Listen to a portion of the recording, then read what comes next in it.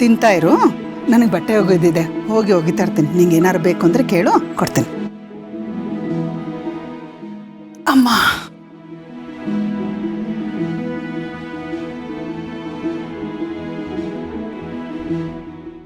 ನಡೆಯುವೆ ಜೊತೆ ನೆರಳಂತೆ,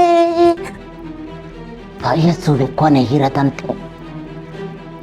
ದರಿದ್ರವೇ ನೋಡು, ಪ್ರತಿಯೊಬ್ಬರು ತಿನ್ನುವ ಅನ್ನದ ಅಗುಳಿನ ಮೇಲೆ ತಿನ್ನುವವರ ಹೆಸರು ಬರೆದಿರುತ್ತಂತೆ. ಆದ್ರೆ ನೀನು ದರಿದ್ರ.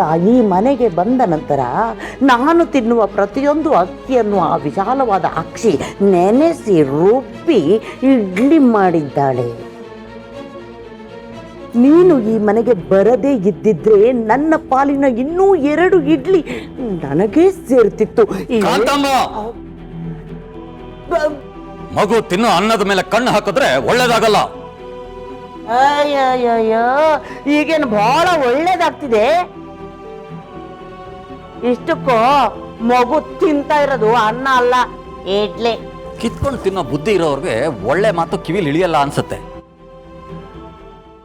ಯಾಕೋ ನನಗೆ ಇತ್ತೀಚೆಗೆ ಬೇಟೆ ಆಡೋ ಆಸೆ ಜಾಸ್ತಿ ಆಗ್ತಿದೆ. ಹೆಣ್ಣು ಮಕ್ಕ ಫ್ಲಾಶ್ ಕಟ್. ನಾನು ಈ ಆಟದಲ್ಲಿಲ್ಲ ಅಣ್ಣ. ಈ ಸರಿ ರಾಕಿ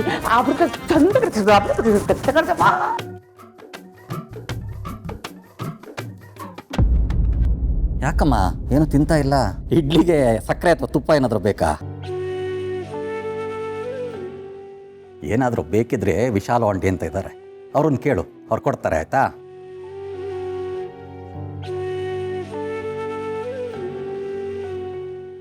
ಈ ತಟ್ಟೆಯಲ್ಲಿ 2 ಇಡ್ಲಿ ಇದೆ.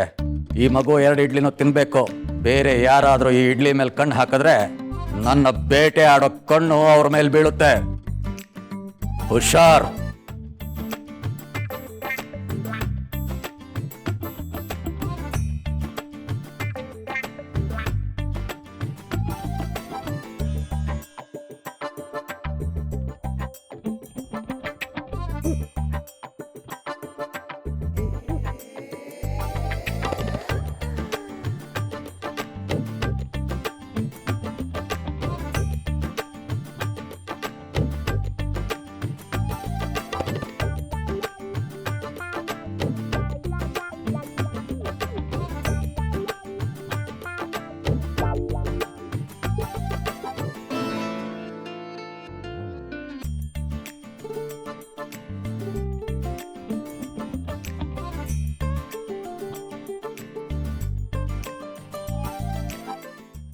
ಅಯ್ಯ,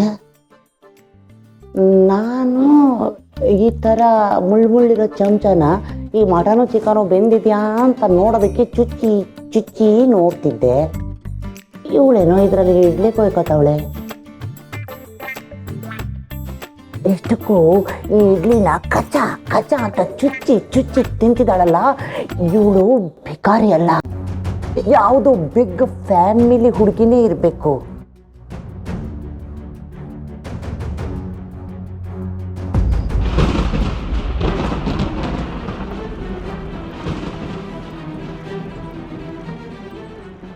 ಅಪ್ಪ ಹೇಳಿದ ಮಾತು ನಿಜ ಅನ್ಸುತ್ತಾ ಸುಬ್ಬು? ಇವಳು ನಿಜವಾಗ್ಲೂ ಅಷ್ಟು ದೊಡ್ಡ ಶ್ರೀಮಂತರ ಮಗಳ? ಹ್ಞೂ ಮೇಡಮ್, ಯಜಮಾನ್ರು ಇನ್ಫಾರ್ಮೇಷನ್ ಕಲೆಕ್ಟ್ ಮಾಡಿದಾರೆ ಅಂದಮೇಲೆ ಅದು ಸತ್ಯನೇ ಆಗಿರುತ್ತೆ. ಹೇಳಿದ್ರಲ್ಲ, ಮಗು ಯಾವುದೋ ಅಟ್ಯಾಕಿಂದ ತಪ್ಪಿಸ್ಕೊಂಡಿರೋದು ಅಂತ. ಹಾಗಾದ್ರೆ ಇವಳ ಅಪ್ಪ ಅಮ್ಮಂಗೆ ಏನಾಗಿರ್ಬೋದು ಸುಬ್ಬು? ಆ ಅಟ್ಯಾಕ್ ಯಾರು ಮಾಡಿಸಿರ್ಬೋದು? ಯಾಕೆ ಮಾಡಿಸಿರ್ಬೋದು? ಆ ಅಟ್ಯಾಕಿಂದ ಈ ಮಗು ಏನಾದರೂ ತಪ್ಪಿಸ್ಕೊಂಡು ಬಂದ್ಬಿಟ್ಟಿದ್ಯಾ? ಅಥವಾ ಇವಳನ್ನ ಬಿಟ್ಟು ಇವಳ ಅಪ್ಪ ಅಮ್ಮಂಗೆ ಏನಾದರೂ ಮಾಡಿಬಿಟ್ಟಿದಾರಾ?